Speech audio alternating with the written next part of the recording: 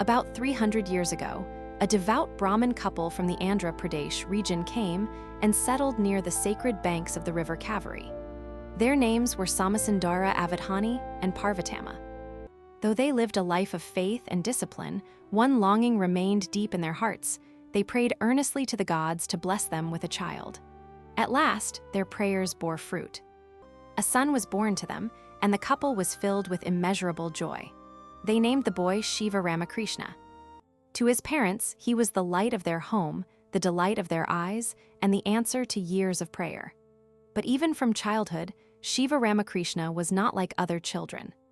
While other boys were drawn to play, possessions, praise, and little pleasures, he seemed inwardly withdrawn. He showed very little interest in worldly life. His mind appeared to be turned toward something deeper, something unseen. This detachment, though noble, worried his parents. They feared that if he continued this way, he might renounce the world altogether. Thinking that marriage would draw him into household life, they arranged his wedding at an early age. When he was about 17, he was married to a suitable girl. The ceremony was performed with joy, and his family hoped that this would settle him into ordinary life. Some years later, when the time came for him to visit his wife's home and formally begin married life, Shiva Ramakrishna set out for his in-laws' house. By the time he arrived, it was late in the evening and darkness had already fallen. He was hungry after the journey, so he went straight to the kitchen, hoping to receive food. His mother-in-law, who was still preparing the meal, gently told him, "Please wait outside for a little while. It will take some more time." Ordinary words, yet to Shiva Ramakrishna they struck like a command from the divine. In those simple words, "Wait outside," he heard a profound spiritual message. He felt as though life itself was telling him not to enter the householder's path, but to remain outside the net of worldly attachment. He understood that his destiny was not domestic life, but renunciation, Vedanta, and liberation. At that very moment, without argument, without delay, and without looking back, Shiva Ramakrishna renounced worldly life. He left the house and went in search of a true guru who could guide him to the highest truth. His wanderings finally brought him to the feet of the great Saint Parama Shivendra Saraswati. Under this revered master, Shiva Ramakrishna studied the scriptures deeply. He became well-versed in Vedanta and mastered the subtle reasoning of logic. His understanding was sharp, his speech was powerful, and his ability to debate was extraordinary. In time, he gained a reputation as a brilliant scholar and an eloquent orator. Parama Shivendra Saraswati saw in him not only intelligence, but devotion, discipline, and profound detachment. Pleased with his spiritual maturity, the guru initiated him into sannyasa, the life of renunciation, and gave him the name by which he would become famous, Sada Shiva Brahmendra. But brilliance often attracts jealousy. Some of his fellow students began to feel envious of his learning and fame. They complained to the guru, perhaps hoping that Sada Shiva would be corrected or humbled. One day, Parama Shivendra Saraswati spoke to him gently but firmly.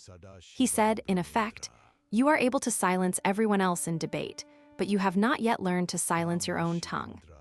For most people, such words might have caused embarrassment or resentment. But to Sada Shiva Brahmendra, the guru's mild rebuke was sacred instruction. He received it not as criticism, but as grace. Then and there, he took a vow of complete silence. From that day onward, he gave up speech entirely. He stopped talking for the rest of his life. Sada Shiva Brahmendra then wandered as a silent mendicant. He lived near forests, riverbanks, and lonely places. When hunger arose, he begged for alms. When there was food, he ate. When there was none, he remained content. He owned nothing, sought nothing, and feared nothing. His detachment grew deeper, his austerity became fruitful, and in time he attained self-realization. He became known as a Jivanmukta, one liberated while still living in the body. Many incidents from his life are remembered with reverence by devotees. These stories reveal the state of one who had gone beyond ordinary body consciousness and lived established in Brahman.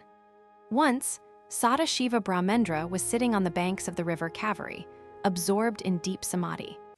His body was still, his mind dissolved in the self, and he was unaware of the outer world. Suddenly, heavy rain began to fall. The rain grew fierce, and soon the river began to swell. People nearby saw the danger and urged him to move away from the riverbank. But their words did not reach him. He remained motionless, absorbed in samadhi. The waters rose higher and higher until the flooded river swept him away. Those who saw it were filled with sorrow. They believed that the great saint had left his body and been carried away by the river. 3 months passed. One day, a farmer came to collect sand from the riverbed. As he dug into the sand with his shovel, he noticed something startling. The shovel was stained with blood. Shocked, he began to clear the sand carefully.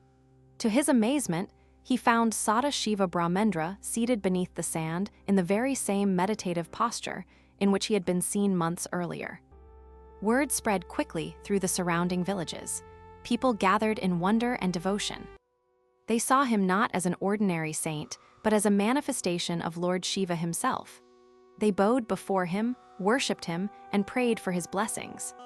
Sada Shiva Brahmendra opened his eyes, smiled gently at the assembled people, and expressed through song the truth in which he lived. The meaning of that song was, "I am Brahman. I am the all-pervading reality. I am existence itself. I am free from fear." Then, without any concern for what had happened to the body, he rose and walked away. Such is the state of the Jnani. Though the body appears to exist, he no longer identifies himself with it. He knows himself as the limitless self, untouched by birth, death, injury, praise, or blame. Another famous incident occurred during his wanderings.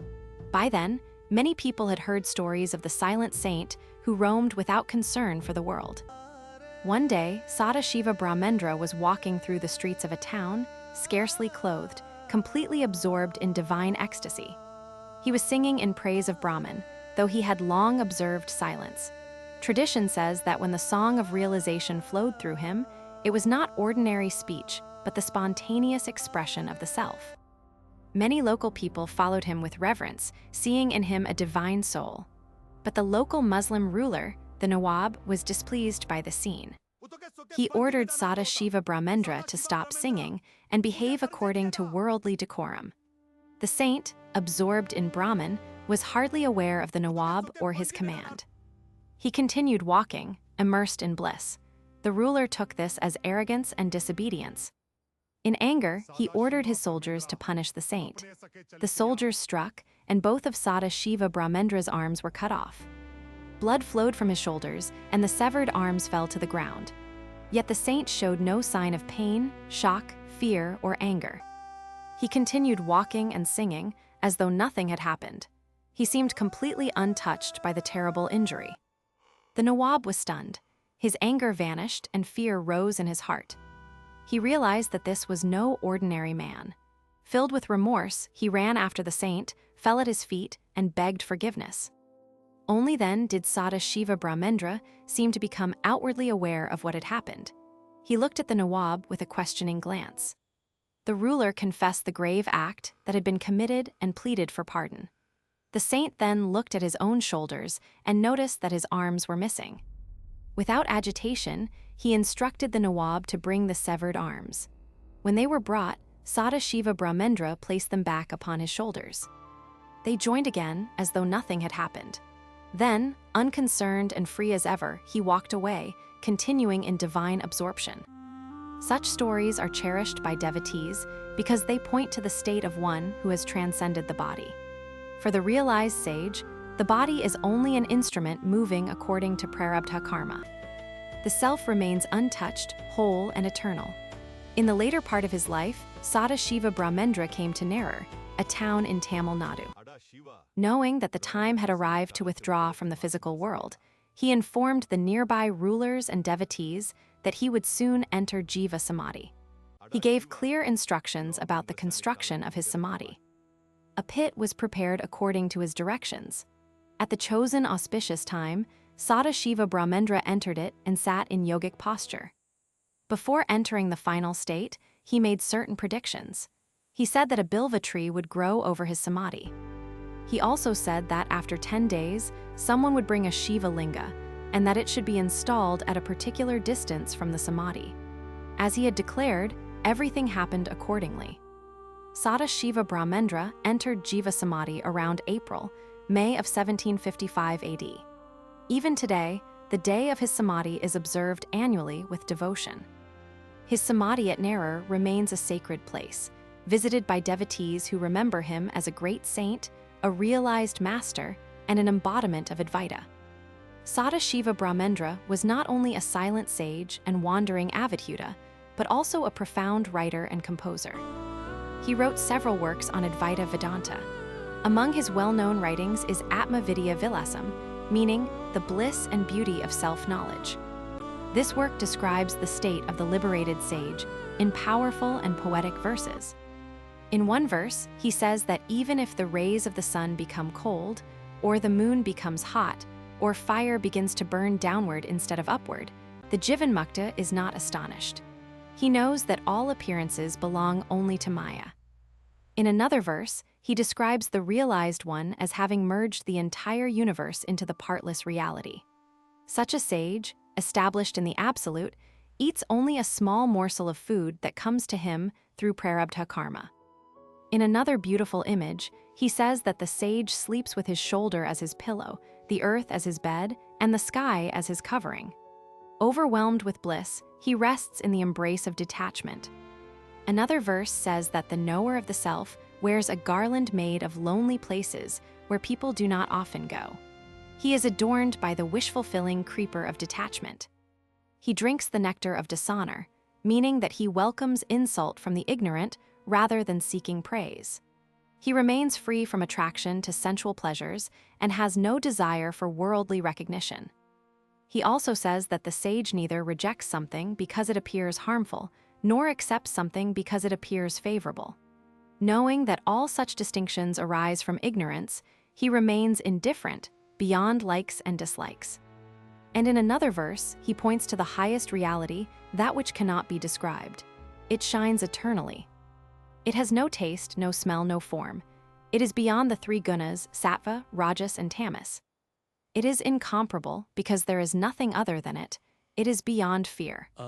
Sada Shiva Brahmendra also composed several Sanskrit songs in the tradition of classical South Indian music. Many of them are still sung with devotion. Among the most beloved is Sarvam Brahma Mayam. Everything is filled with Brahman. The life of Sada Shiva Brahmendra is the life of one who moved from scholarship to silence, from silence to realization, and from realization to effortless divine freedom. He began as Shiva Ramakrishna, the beloved child of devout parents. He became a student, a monk, a scholar, and finally a silent sage. But beyond all these names and forms, he lived established in the truth he sang. All is Brahman. The self alone is real. The liberated one is fearless, free, and ever blissful.